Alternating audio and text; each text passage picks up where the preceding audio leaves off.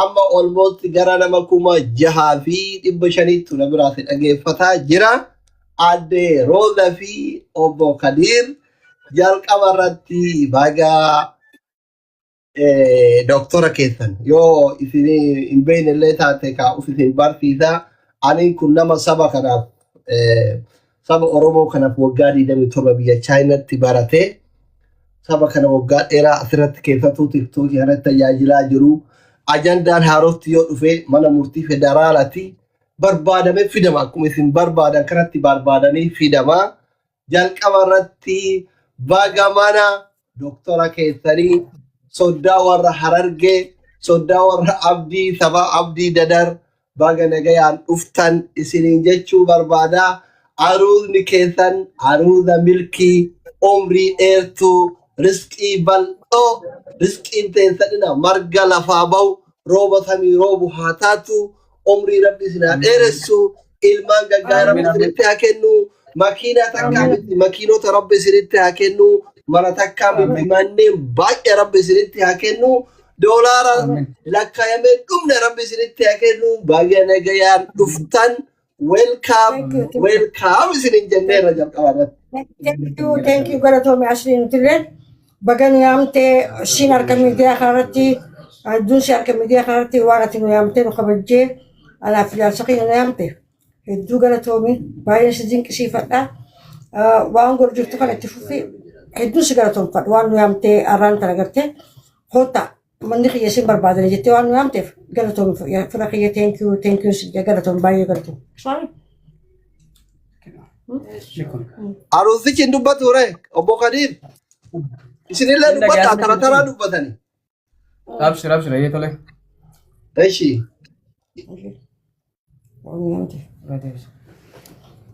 Dhaabban namaan nuti jira. Akkamii ati? Nagaa alhamdulillah. Aruusni akkamii maalitti jiru taraahaan akkamii? Bultiin haarootti jireenya Itoophiyaa kana wajjin mee akkamitti jirta? Gammachuu akkamii keessa jirta? Mee gabaabinnumaan waan aruusni ta'e waan mushurrummaan haadha manaa godhachuun ta'e mee warra bultii sodaatee makaddaa gurraatti hammatee rafu ismee Kadir kenna. Warra saniin andaamsiniin isaaniif dabarsu bultiin jannata kana osoo hin beekne hawwinaame. Jechuun ibiddaas azaabaas bara osoo hin beekne sodaanna. Irra baay'ee isaanii ammaan tana bultii kana osoo hin beekne sodaatanii akka azaabaatti dhiyeessu jira. Warroottan sodaatee dhiyeessu ture san keessaa takkaan ture. Ammaan tana immoo jannata san harkeetis hin beeku ni hawwa ture. Amma garuu jireenya kiyya keessatti jannata keessaan jira jechuun addunyaa irratti. Masha Allah tabaarakallah. Nee atii fi Roozan jalqaba irratti isin haadha manaatiif abbaa manaa ta'uuf maaltu sababa isinii ta'e akka ijoolleen labanaa kana miseenjara moo iimoodha moo isnaapchaatidha moo feesbuuka moo firooma qabdammoo hiriyoota keessattuu wal beekamoo atii fi Roozan wal barachuuf maaltu sababa isinii ta'e? Jalqaba akkamiin wal bartan? Waan gurgurtu kan yeroo taasoo kana kiran. Dhiifama Dr. Asli. Wantoota baay'ee jira ammaan tana gara miidiyaatiin wanni waa'ee seenaa keenyaa wanni dubbachuun barbaanneef. Takka karaa bareedaa ta'een karaa bifa addaatiin garteemi. Gama yuutuubaatiin dhufnee yuutuuba keenya banannee jira. YouTube keenya san irratti gama interviitiin isaa ta'u karaa fadheetti isaa ta'u namnummaan fadhee waa ta'u interviin godhee gara miidiyaa keenyaa karaa YouTube keenyaatiin maxxansuudhaaf waan yaada akkasii qabnuu fi irra baay'een namaa komantii keenyaa tolii fudhachuudhaaf gama YouTubaatiin ammoo deemanii gaafii fadhannu gaafachuu ni danda'an. Hayyee amma nama kuma sagaltu isin laalaara mee hawaasa keessan maal godhuu fi yaaddan maal isinirraa baratan YouTube keessa irratti maal eegatanii fayyadu akka tan citiidha awwaala gurbaan poolitikanyaa waraana ture. YouTube keenya irratti waan baay'ee yaadnee jira. Waan hedduu jechuudha. Oromoo qofaa osoo hin ta'in ilmuma namaa kanaa waan ni fayyada jennee gama keenyaan nuti ammaan tana wanni addaa kagoon hin jiru. Bultuma jaarre. Bultii nuti jaarre immoo ka shari'aa irraa takkiidha immoo shari'aa keessaan waan addaan baan hin jiru. Ana ka khiyyatti numaan namni na dinqisifachuu caalaa ifin dinqisifadha numaan. Ufumaa keetii yoo dinqisiifataan. Kanaafuu ifin dinqisifadha kumatti. Okay.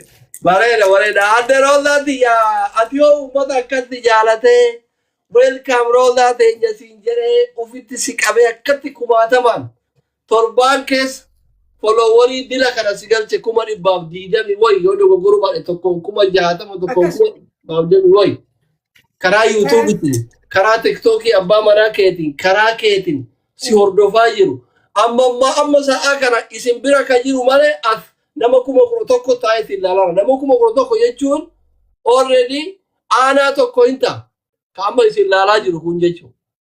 Uummata akkasii jaalatee ufissi fudhatee guyyaa torbaan guyyaa 10 keessa akka wanti waliin guddateetti si jaalatu kanaan maal dhaamsa qabdaaf?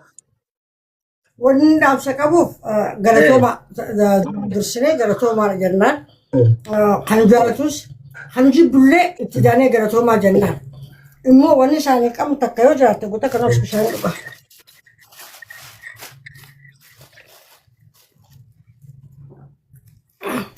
Wanni takka yoo jiraatte wantallee nu yaaman interviiwullee bakka adda addaati Addis Ababa irraa nu yaaman tikeetallee bitadhee beekee deemuuf ka'eetiin jira.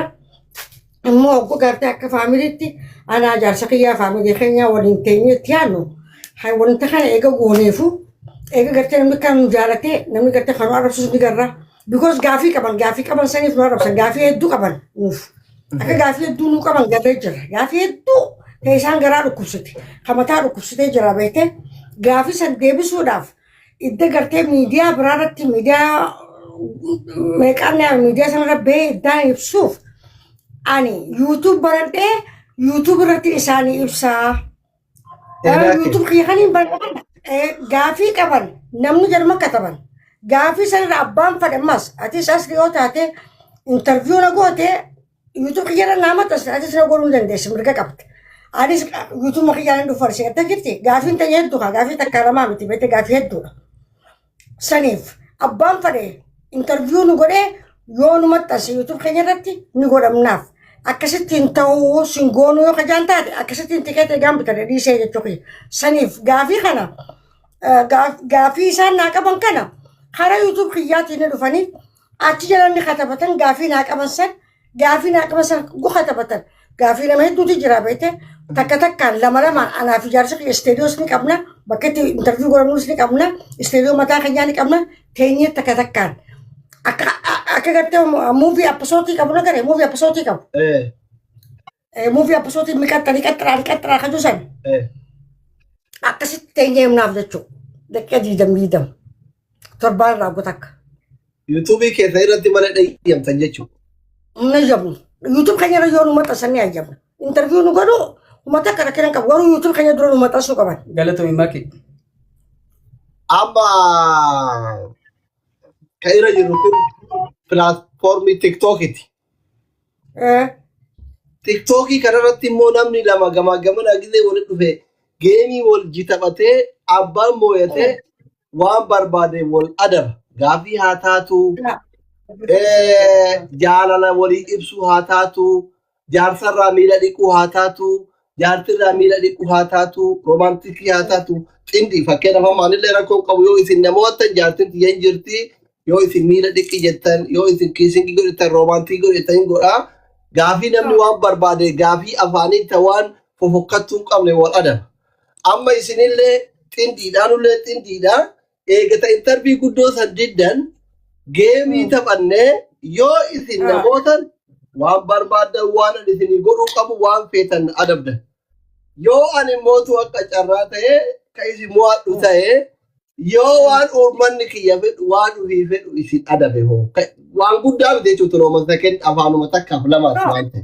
Dhagee waa hunda ni adabamna garuu adabni hin feene waan gartee interview godhaasan adabamuun fadhu. Qasanii alaa waan fadhini adabamu. Qasanii alii waan fadhini adabamu. Haa waan interview jechuun the history waa'ee history seenaa ilaallata ingiliffa lamaati waan ingilizanyaa kana beektu interview bakkeenyaaf the history no kun immootu adabbii soofanii jedhama ingiliffaan argitee waan bashannanaatti adaba. Waan bashannanaa rokkiran qabu. Yalla, let's. Family, are you ready? Amma akkas godhama. Ready gaadhi Haasaya dhedheeraa sanii dide akka dokumantiititti qopheeffatee waan gadhiifatu barbaadaniif didan isin galee amma yaadni jira naa ta'eera. By the way, namni seenaa ofii bifa dokumantiitiin kaameraa babbareedan nama kaameramaanii bareedan waraabbatee idiit godhatee YouTube chaanaalii mataa isaatirra bu'aa bayii keessa darbe kaayachuun ariifnu yaada kee hindee gara YouTube chaanaalii isii baay'oo isii jala seenaa Roza inda Kadir jedhaa subscribe godhaa fi achirratti eegani kun bareeda. Amma adabbii gaggabaabaa adabna waan ta'eef yoo dandeenye mo'anne kaamucha yoo isillee naftaami waan ta'eef jala naftaami raadiyoon jala naftaami ta'uu mala ofitti nun dhiisane waan nuti ofitti nun dhiisane fakkaatu achirraa Roza garuu we will try with Doche. Yeah, okay. Best of three da ishii. Again, let's go. Bakka diimtuu santu qiyyaara dura oolchi. Yalla Doche amma hundi keessan iskiriinii tuttuqaa adabbii keessatti adaba keenyaaf waan barbaade gaafa. Hundi keessan nama kuma kudha sadii dandeettee silkii qaxaqqattu abeet ii kabbaad maamilii. Qaanessina taap godhaa. Isinitu dalagee miti taap godhaa. Taap koppiliin godhaa. Tagaagaltuu mas tagaagaltu.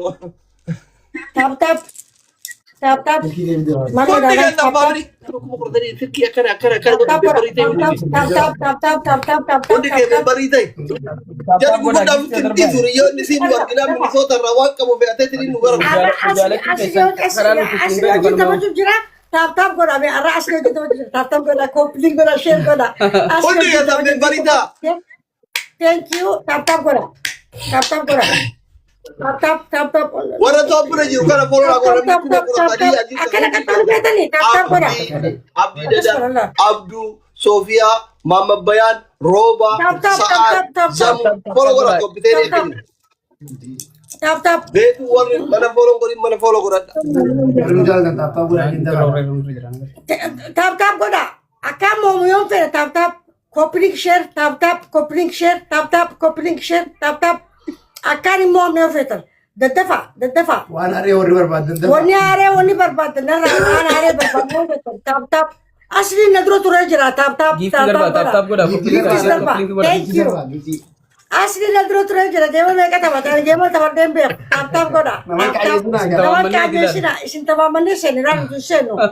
Bakka nuti taa'an dafarsistanii taap godhaa. Akan qaxxaamnee barbaadan taap Rozaan akan qaxxaamnee barbaadan taap godhaa. Koppiliin ishee godhaa dafa. Taap godhaa.